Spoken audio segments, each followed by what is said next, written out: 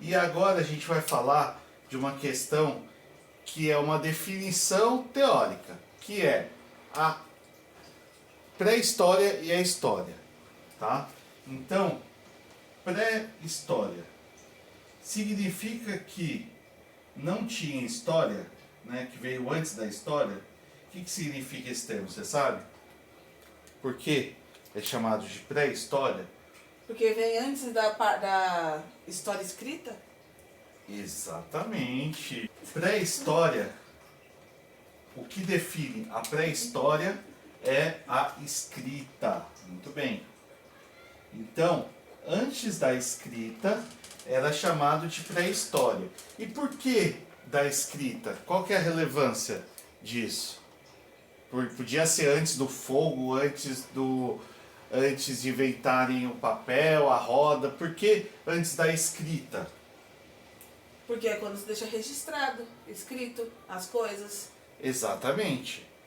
A partir do momento que você escreve, você tem um livro, você tem um papel ou uma pedra mesmo registrado com a escrita, você consegue, como a palavra fala, registrar, manter um histórico, e aí você consegue estudar isso com mais facilidade.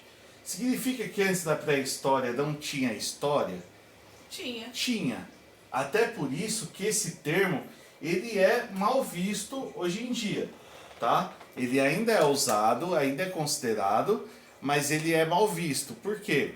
Então qual que é o nome certo? Não, o nome é pré-história, ainda continua sendo, mas começa a ser mal visto justamente porque antes já existia história, só que não era uma história escrita, era uma história contada, era uma história falada. Então o pessoal, através de histórias contadas, de músicas, de mitos, e isso formava-se histórias que iam contando e passando de um para um. Só que você concorda que a escrita ela é muito mais fácil de registrar. Se Sim. eu escrever aqui escrita, pode ser daqui a 1000 anos alguém vai pegar esse vídeo e vai ver. Está escrito aqui. Agora, se eu falar uma é meio coisa... estranho, né? Pegar esse vídeo e vai ver que tá escrito. Não, Sim. vai ver que está escrito na lousa. Agora, por exemplo, vocês já viram a brincadeira do telefone sem fio. Já. O que acontece num telefone sem fio? Muda o final. Um fala pro outro, a pessoa escuta, interpreta, tenta repassar e assim vai se perdendo um pouco da informação. E com a escrita é mais fácil de manter a informação como ela está no original, tá? 15 primeiros minutos. Ele mostra um período onde a humanidade está evoluindo na questão de domínio do fogo, né? Por isso o nome Guerra do Fogo. Porque o fogo ele permitiu vários avanços de equipamentos, de tecnologia para a humanidade. Quando a gente pensa em tecnologia hoje em dia, né? A tecnologia a gente pensa no quê? Pode falar. Celular. Isso, celular, Computador. computador. A gente pensa em coisas digitais. Mas a palavra tecnologia é todo avanço de equipamento. Então, por exemplo, quando o homem cria uma picareta, sabe o que é uma picareta? É um objeto que é feito para quebrar pedra. Aquilo é uma tecnologia. A partir dali, o homem quebra pedra com mais facilidade. Quando ele cria uma lança para caçar, ele caça com mais efetividade. Então, ele cria um equipamento. Tudo isso é uma tecnologia. E o fogo foi muito importante para isso, porque a partir do fogo, do controle do fogo... Então pensa, como que o fogo surgia antes, naturalmente? Raio. Cai um raio numa árvore, por exemplo, e começa a pegar fogo numa floresta e tal. A partir do momento que o homem pega e percebe que ele consegue criar aquele fogo e controlar esse fogo, então pegar pedra e riscar, né, uma pedra na outra com uma madeira, uma palha seca, aquela faísca, né, que vai pegar fogo, vai esquentar aquele madeira, aquela palha e pegar fogo, aquilo vai permitir, e você controlar aquele fogo, não deixar espalhar, coloca umas pedras em volta, como hoje a gente faz um churrasco, por exemplo, né? Aí a gente cria o fogo ali, né? E aí quando a gente cria esse fogo, a gente faz tecnologias, né? E o filme mostra isso, eles aprendendo a controlar esse fogo, e vocês vão ver que quem controla esse fogo vai ter vestimentas melhores, porque vai ter uma lâmina melhor. Como que é feita uma lâmina? Você pega pedras minerais ali e começa a esquentar e moldar para ficar com uma lâmina mais afiada. E aí com essa lâmina mais afiada você consegue cortar a pele dos animais. Eles conseguiam cortar a pele dos animais para fazer casaco, e aí eles têm mais facilidade com o frio, né, para não passar frio. Eles vão poder caçar melhor. Então, isso mostra que no filme, nesses 15 primeiros minutos, você consegue ver que quem tem o domínio desse fogo consegue estar mais avançado, consegue ter melhores ferramentas, melhores roupas, consegue, por exemplo, ficar numa caverna ou até mesmo numa floresta ali, desde que a chama seja controlada, sem passar tanto apuro do frio, sem ser ameaçado por animais selvagens que têm medo do frio. Então, fora poder caçar à noite. Mesmo com o domínio do fogo, não é tão comum você caçar à noite, porque à noite tem mais predadores, é mais perigoso, né? Mas você consegue se proteger melhor à noite, né? Mas te dá essa opção também, tá? Então isso é uma mudança muito importante para a humanidade, o controle do fogo. A gente vai saindo aqui da pré-história, só lembrando que isso dura milhares de anos. Enquanto hoje em dia a tecnologia ela acontece muito rápida, então todo mês, a cada 6 meses está saindo um celular novo com novas funções e tudo mais. Nessa época as coisas demoravam milhares de anos. Às vezes a pessoa nascia e morria e não via nada acontecer. Só que um viu com o outro, aí aprendeu, aí fez, e muitos anos vão se passando para chegar nesse momento que a gente vai falar agora aqui.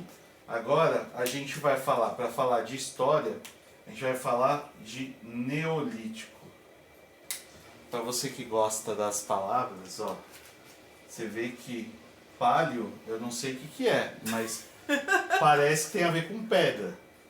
E Neolítico, eu acho que tem a ver com novo, do Neo. Então aqui a gente está falando de um novo momento da sociedade. Se esse é antes da agricultura, qual que é a grande mudança a partir daqui, do domínio de objetos, do domínio do metal, tá? Só aproveitando, onde que surge todo esse processo, em primeiro lugar? Dentro do mundo. Em que continente? Tá? Então Que continente? Vou fazer uma pausa aqui para pegar o mapa mundi pra gente. Então, esse é o nosso mapa mundi. Onde todo esse processo que eu estou falando começa a acontecer? Nessa região, a região da África, o continente africano. O mapa, só para a gente saber que há mais de 200 mil anos, esses continentes não eram assim. Eles eram uma coisa chamada Pangeia. Eu já escrevo na lousa. Os continentes eram todos um único bloco de terra que, ao passar do tempo, foi rachando e foi se separando. Então, se vocês verem aqui, ó, o contorno do Brasil, ele encaixa com o contorno da África, porque eles eram próximos aqui. E a mesma coisa aqui em cima, e era tudo um bloco de terra só. E aí, aqui da África, foi se espalhando para o resto dos continentes. Num período que a gente já conheceu, foi a Era Glacial, né, a Era do Gelo, onde parte era mais próximo e parte desse oceano ele era congelado. Então as pessoas conseguiam migrar entre esses continentes, por isso se espalhou essa população ao longo do mundo, tá? Então, no que era antes conhecido de Pangeia, a gente chama de pintura Rupestre. rupestre. Mereço um ponto. Mas tá chorando ponto, hein? Ah, você me tirou ponto? Não, não tirei. Você que não deixou de ganhar. Vou dar mais um pontinho aqui. Pintura, então o que era a pintura rupestre para valer seu ponto? Não, pra valer meu ponto não, já falei o que era. Não. Você falou o nome. Decorar o nome é fácil. Quer explicar o que era? Eram desenhos que retratavam o cotidiano, as aventuras dos Homens das Cavernas. Muito bom, muito bom. Mereceu o pontinho. Mereço mais um. Dá um Google, pesquisa. Não, mantém um só. Dá um Google, pesquisa pinturas rupestres. Agora, você sabia que existe a pintura rupestre no Brasil? Acho que não, pela cara. Existe o chamado, um dos lugares é o Parque da Capivara. Então é um parque, ele fica no Nordeste, eu não tenho certeza qual estado. Mas no Nordeste do Brasil tem um Parque da Capivara que tem pinturas rupestres. O professor tem até uma camiseta que minha tia me deu. Depois, outro dia eu venho com ela na aula e mostro para vocês. Que vem desse parque. Então pesquisa que outros lugares no Brasil, valendo mais um pontinho, ó. Quer pontinho? Então pesquisa, escreve aí, manda se você tiver no comentário. Que outros lugares tem essa pintura rupestre? Vocês vão ver que são figuras de animais feitas com frutas, coisas que soltavam tinta e raspavam na parede e eram bem assim, sabe, rústicas, assim. Era uma coisa que era para marcar, olha, vi um animal novo. Então eu ia lá e desenhava na parede para lembrar de como era aquele animal, para que as outras, para ensinar para os outros gerações, para os filhos, essas coisas, como funcionava esses animais, como se caçava.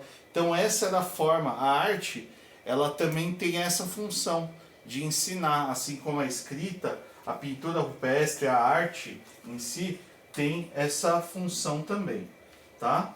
Né? Quando a gente chegasse numa caverna ia pensar, foi uma criança que desenhou isso, né? Picharam a caverna, mas não, né? Então é para pensar num processo evolutivo mais geral, beleza?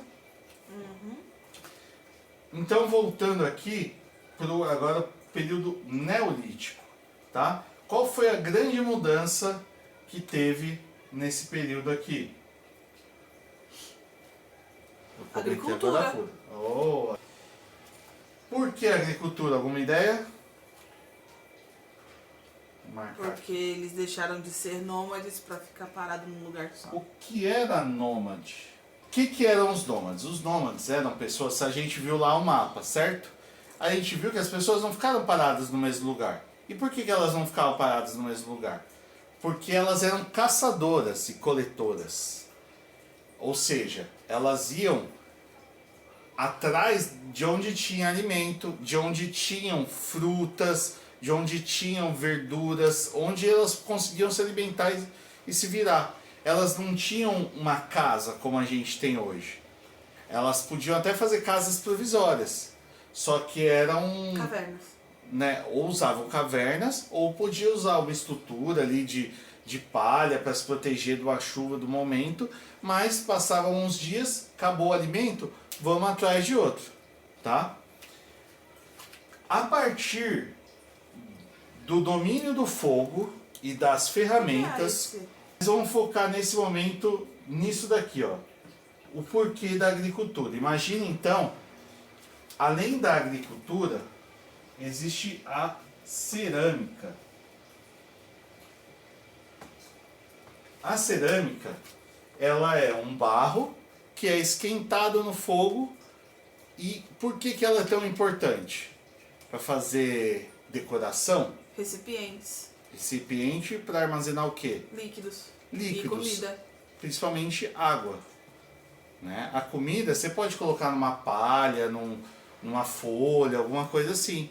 Agora, a água, a grande importância da cerâmica nesse momento, nesse período, é você armazenar água. E aí com isso, que até então só quem vivia próximos de rios que conseguia tomar água. Então a gente vai ver nas próximas aulas, grandes civilizações começam a surgir próximos de rios, tá? Só que aí, a partir da cerâmica, as pessoas conseguem vir até o rio, pegar um pouquinho num pote de cerâmica, usem a imaginação, que isso é um pote de cerâmica, e levar essa água para casa e armazenar ela, guardar ela. Então, a partir daí, consegue tanto para beber quanto para agricultura, porque é a mesma coisa. Eu antes só ia conseguir manter. O que as plantinhas precisam para sobreviver? Água e as sol. Plantinhas, água e sol. Próximo dos rios eu conseguia plantar e colher, mas aí às vezes eu não vou ter animais.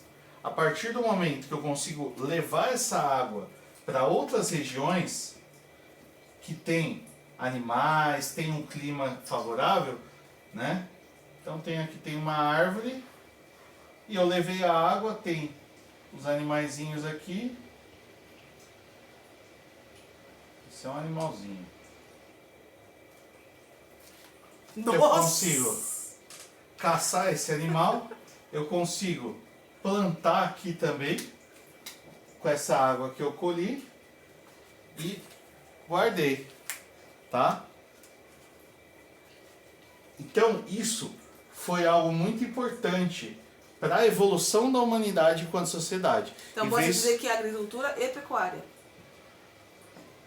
Na verdade, a pecuária também, que a pecuária é o que a gente vai chamar aqui na história de domesticação dos animais. Domesticação não é só o gatinho, o cachorrinho. Domesticação é você pegar, por exemplo, o gado, você pegar o gado para se alimentar, o gado para transportar coisas, o cavalo para fazer transporte. Isso daqui também só é possível a partir daqui, onde você planta a comida deles, onde você consegue armazenar e guardar a água para alimentar. E tudo isso, a gente também tem um nome para chamar de tudo isso. A partir desse momento onde você consegue fazer a agricultura, fazer a domesticação de animais, isso permite o quê? O sedentarismo. O que é o sedentarismo? Ficar parado. Ficar parado. No caso da humanidade, essa é a ideia. É você ficar parado numa mesma região. Você permite que um grupo de pessoas aqui, que eram nômades, que viviam andando por aí, né? Viviam andando por aí, elas não precisam mais andar. Elas podem ficar no mesmo lugar, paradas. E começam a criar aí cidades, aglomerado de pessoas que vão se juntando cada vez maior.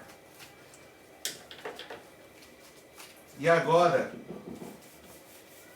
eu vou contar uma coisinha que eu não sei se você já sabe, mas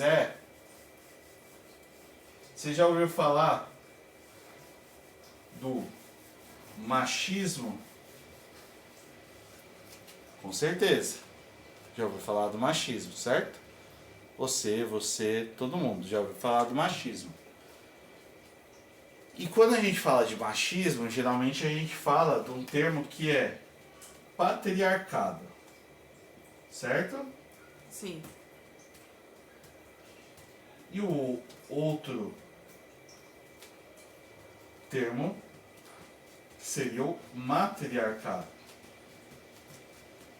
E se eu te falar que isso daqui, essa mudança, a nossa sociedade era matriarcal e passa a ser patriarcal nesse momento do sedentarismo. Você sabia disso? Não sabia. Não sabia. E tá tudo bem. Vamos ver isso agora. O que acontece aqui? A gente tinha uma divisão no trabalho. Você vai poder ouvir divisão social do trabalho, divisão, enfim, várias outras formas, mas vamos simplificar para a divisão do trabalho. O que significa isso? Na nossa sociedade anterior, tá? Então, antes, como funcionava? O homem Quando era nômade. Quando era nômade, tá? Então, nômade. Os nômades, eles saíam para caçar. Os homens saíam para caçar. E as mulheres, elas ficavam cuidando do grupo, né, das crianças, preparando os alimentos e tudo mais. E os homens saíam para caçar, ok? Eles tinham cada um esse papel. Mas o que era central na sociedade eram as mulheres.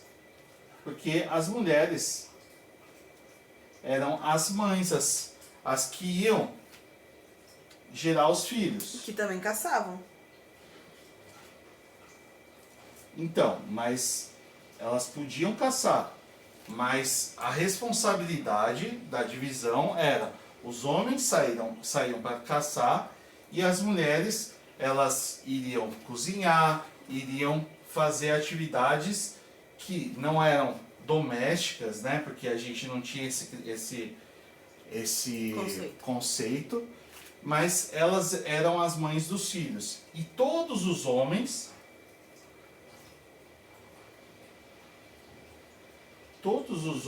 eram os pais.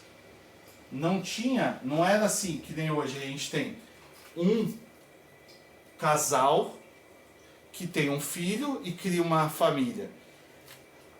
Os primeiros estudos, isso daí foram antropólogos que estudaram, tá? Sabe quando você fala, ô clã, né? Quando tá jogando um Fortnite, tá jogando um LOL, você fala assim, ô clã, né? Quando você está chamando de clã, eram como as sociedades se organizavam. É um grupo de... Tribo. Tribo é mais específico ainda. Então, várias tribos formavam um clã, tá? Então, isso é uma tribo, essa era outra tribo, e o conjunto delas formavam os clãs, tá? Isso como algumas das sociedades se organizavam antigamente. E aí, esses clãs eram comandados pelas mulheres. Porque elas eram as mães de todos os filhos, de todas as crianças, e a gente sabia nessa sociedade quem era a mãe, mas a gente não sabia quem era o pai, porque todos os homens adultos eram responsáveis por esses filhos, tá? E a sociedade era centralizada na mulher. Ok até aqui? O que acontece a partir desse momento do sedentarismo? Que a sociedade era matriarcal, tá? Nesse momento, a coisa se inverte. A partir do momento que o homem não precisa sair para caçar com tanta frequência, porque vai plantar, vai fazer a domesticação dos animais, esse homem, vamos dizer assim, que sobra tempo para ele. Tá sobrando tempo, sabe? E aí ele começa a ele querer organizar a sociedade. Então, a divisão do trabalho muda. E aí passa a ser centralizada no homem. E é a partir desse momento do sedentarismo, com a mudança dessa divisão do trabalho, deixando de ser nômade, onde a gente tem grandes mudanças na organização da sociedade. Uma delas é essa mudança. Outra delas é a criação do que a gente chama de Estado. Quando eu falo Estado, eu não estou falando de São Paulo, Rio de Janeiro, Minas Gerais. Eu estou falando de um governo, uma forma de organizar aquela sociedade para que exista alguém, um grupo de pessoas que organize e seja responsável pelas demais. E a gente passa a ter essa organização de Estado, não com esse nome de Estado. O nome Estado vai surgir só bem depois. Vai surgir agora já para próximo de 1700, que começa a formação dos primeiros estados como a gente tem hoje. Mas aqui já começam a surgir as primeiras cidades onde a gente tem esses estados. Então aqui a gente tem a formação do estado e uma pessoa que estudou e nos ensinou sobre isso é Engels. É um autor chamado Engels, que na obra A Origem, Família, porque aí a gente começa a ter a organização de família como a gente tem hoje, propriedade privada, que eu já vou explicar, e Estado. Esse é um livro, tá caindo, porque é o espaço que sobrou. A Origem da Família, Propriedade Privada e Estado é um livro escrito pelo Engels, 1800 e pouco, por volta de 1840, 1850, onde ele escreve falando sobre esse processo. Tá? É um livro fácil, é um livro pequeno, curto. Quem quiser ler, recomendo. Ele vai falar que começa a surgir, a partir desse sedentarismo, dessa divisão do trabalho, o mundo patriarcado, ou seja, o homem que toma as decisões, o homem que é o centro da família, tá? E a partir daí surge o Estado, ou seja, é quase que uma nova, um novo objeto, uma nova coisa que surge ali, que organiza essa sociedade, tá? Enquanto antes, numa tribo, num clã, as pessoas podiam sentar, se reunir e conversar, né? Nas primeiras tribos, aqui alguém vai exercer esse papel. Geralmente a pessoa que conseguia visualizar coisas diferentes. Então, por exemplo, alguém um dia percebeu olhando para o céu que toda vez que ficava escuro chovia. E aí falou, olha, gente, vai chover. E as pessoas não tinham percebido que quando ficava escuro chovia. Né? As nuvens ficaram cinzas e choveu. Né? Aí essa pessoa passou a ser, ela é um feiticeiro, ela tem uma magia, ela é diferente. É a religião. Surge ali alguma coisa diferente e essa pessoa vai tomando. Os primeiros líderes, eles surgem desse lugar, desse papel de alguém que consegue visualizar o que os outros não estão visualizando e os outros, a sociedade acredita que essa pessoa tem poderes mágicos, ela é uma representante de um poder maior e ela começa a controlar através do que mais para frente vai ser organizado e chamado de Estado. E a propriedade privada, ela significa o quê?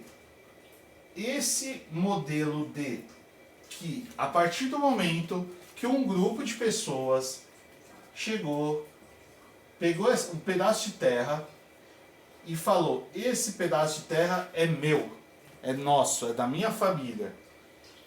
Qualquer pessoa que for chegar e entrar nesse pedaço de terra só vai poder entrar nesse pedaço de terra se eu deixar. Surge o que está sendo chamado aqui de propriedade privada. Ou seja, eu tenho a posse desse local e ele pertence a mim, à minha família, ao meu grupo, tá? Ao meu clã. Então, começa a surgir aqui também guerras e disputas por esse local, pelos locais. Então, a partir do surgimento das civilizações, das cidades, também começam a surgir conflitos por essas cidades, por esses locais, por esse patrimônio, essa propriedade que existe aqui e os recursos que tem dentro dela. Eu achei um lugar bacana, que passa um rio legal, aqui dentro passa um rio, aqui dentro tem plantinhas, aqui dentro tem alguns animais.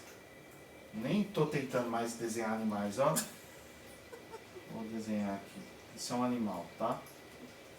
Isso é um animal. Dá pra fazer até o chifrinho aqui da vaca. Ou do boi, né? Porque vaca não sei se tem chifre. Mas assim, isso daqui, tudo que está dentro daqui, pertence a mim. E surge nesse momento também do sedentarismo. Antes disso não existia. Porque antes disso toda a terra era a terra. A gente ia andando, achou, caçou, a outro também quer caçar, aí vai ter uma disputa. Mas não pelo local, mas só por aquele suprimento ali, aquele, né, alimento e tal, tá? Então tudo isso surge nesse momento, no período neolítico que a gente falou e no período do que a gente chama de sedentarismo na história. Ou seja, que as pessoas passam a ficar no mesmo lugar, que as pessoas passam a partir da agricultura, a partir da domesticação de animais. Existe um fóssil no Brasil que tudo isso que a gente estava falando, essa transição, foi há 10 mil anos atrás, certo? 12 mil anos atrás. E há 12 mil anos atrás existiu um fóssil no Brasil. Então, foi encontrado em Minas Gerais. Tá? Então, em Minas Gerais, há 12 mil anos atrás, já existia um fóssil de um ser humano. Recentemente, um fóssil que tem que data 12 de mil... 12 mil anos atrás. Isso. Tá.